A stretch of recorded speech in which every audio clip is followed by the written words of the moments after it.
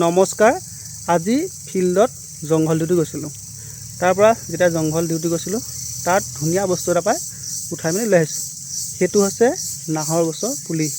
এয়া চাওক আপোনালোকে কি ধুনীয়া ধুনীয়া নাহৰ পুলি প্ৰায় 8-10টামান লৈ আহিছোঁ। এতিয়া আমি যেতিয়া জংঘলত যাওঁ তেতিয়া আমাৰ বিভিন্ন জেগাসমূহত যাওঁ। কিছুমান আপোনালোকৰ ধৰি লওক যিটো জেগাত বেছি গছ থাকে সেই জেগাটো সেই নামটো জানে।